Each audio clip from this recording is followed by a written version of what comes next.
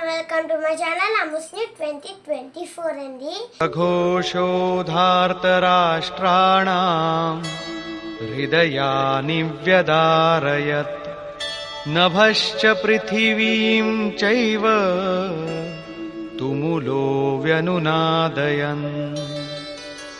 ఈ ఘోర శబ్దం ఆకాశాన్ని పృథ్వీని కూడా శబ్దాయమానం చేస్తూ ధృతరాష్ట్రపుత్రుల హృదయాల్ని బ్రద్దలు చేసింది. సైన్యం పాండవుల వైపున కూడా ఉంది. కాని హృదయం బ్రద్దలవడం ధృతరాష్ట్రపుత్రులకే జరిగింది. వాస్తవానికి పాంచజన్యం, దైవీ శక్తిపై ఆధిపత్యం, అనంతంపై విజయం, అశుభాల శమనం, శుభాల ప్రకటన వరుసక్రమంగా జరుగుతూ ఉంటే కురుక్షేత్రం, ఆసురీ సంపద, బహిర్ముఖీన ప్రవృత్తుల హృదయం బ్రద్దలవుతుంది. వాటి బలం మెల్లిమెల్లిగా క్షీణిస్తూ ఉంటుంది. పూర్తిగా సాఫల్యం లభించినప్పుడు మోహమయ ప్రవృత్తులు శమితమైపోతాయి. అథ వ్యవస్థితాన్ దృష్ట్వా ధార్తరాష్ట్రాన్ కపిధ్వజః ప్రవృత్తే శస్త్రసంపాతే ధనురుద్యమ్య పాండవః. అర్జున ఉవాచ ఋషికేశం తదా వాక్యం ఇదమాహ మహీపతే సేనయోరుభయోర్మధ్యే రథం స్థాపయమేచ్యుత. సంయమరూపుడైన సంజయుడు అజ్ఞానం చేత ఆవృత్తమైన మనస్సును ప్రబోధపరిచాడు. హే రాజా, దీని తరువాత కపిధ్వజ, వైరాగ్యరూపుడైన హనుమంతుడు, కొంతమంది అర్జునుని ధ్వజం చంచలమైంది కాబట్టి కపిధ్వజమన్నారు అనంటారు. కాని అది సరికాదు. ఇక్కడ కపి సాధారణమైన కోతి కాదు, స్వయంగా హనుమంతుడు. అతను మానావమానాల్ని నశింపచేసుకున్నవాడు. సమమానా నిరాదర ఆదరిహి. ప్రకృతిలో చూసిన వినిన వస్తువులపై, విషయాలపై రాగాన్ని త్యజించడమే వైరాగ్యం.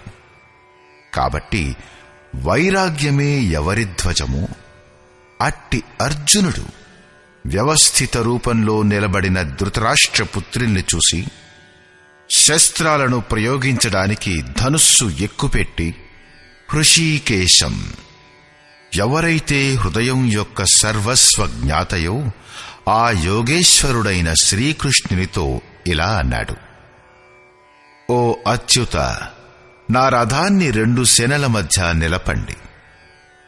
ఇది సారథికి ఇచ్చిన ఆదేశం కాదు, ఇష్టదేవునికి, సద్గురువుకు చేసిన ప్రార్థన. ఎందుకని రథాన్ని నిలబెట్టాలి? యావదేతాన్నిరీక్షేహం యోద్ధుకామానవస్థితాన్ కైర్మయా సహ యోద్ధవ్యం అస్మిన్ రణసముద్యమే. నేను ఇక్కడి స్థితులైన యుద్ధం చేయు కోరిక గలవారైన 50 మందిని చూసి ఈ యుద్ధంలో నేను ఎవరితో యుద్ధం చేయడం యోగ్యమో నిశ్చయిస్తాను. ఈ యుద్ధమనే క్రియలో నేను ఎవరితో యుద్ధం చెయ్యాలి? యోత్స్యమానానవేక్షేహం య ఏతేత్ర సమాగతాః ధార్తరాష్ట్రస్య దుర్బుద్ధేర్ యుద్ధే ప్రియచికీర్షవః. దుర్మార్గుడైన దుర్యోధనుడికి యుద్ధంలో మంచి జరగాలనుకుంటూ ఏ రాజులైతే ఈ సేనలో చేరారో యుద్ధం చేసే కోరిక గల అటువంటి వారిని నేను చూస్తాను. అందుకై రథాన్ని నిలబెట్టండి. మోహరూపుడైన వారు దుర్యోధనాదులు. మోహమయ ప్రవృత్తుల మంచి కోరి ఏ రాజులు ఈ యుద్ధం చేయవచ్చారో వారిని నేను చూస్తాను. సంజయ ఉవాచ. ఏవముక్తో ఋషికేశో గుడాకేశేన భారత సేనయోరుభయోర్మధ్యే స్థాపయిత్వా రథోత్తమం భీష్మద్రోణ ప్రముఖతః సర్వేషాం చ మహీక్షితాం ఉవాచ పార్థ పశ్యైతాన్ సమవేతాన్ కురూనితి. సంజయుడు ఇలా చెప్పాడు. నిద్రాజయుడైన అర్జునుడు ఈ విధంగా అన్న తరువాత హృదయం యొక్క జ్ఞాత అయిన శ్రీకృష్ణుడు 2 సేనల నడుమ భీష్ముడు, ద్రోణుడు మరియు మహీక్షితాం శరీర రూపమైన పృథ్వీపై అధికారాన్ని హస్తగతం చేసుకున్న రాజులందరి మధ్య ఉత్తమ రథాన్ని నిలబెట్టి ఇలా అన్నాడు. పార్థ, ఇక్కడ చేరియున్న కౌరవులను చూడు. ఇక్కడ ఉత్తమ రథం అంటే బంగారం, వెండితో చేయబడ్డ రథం కాదు.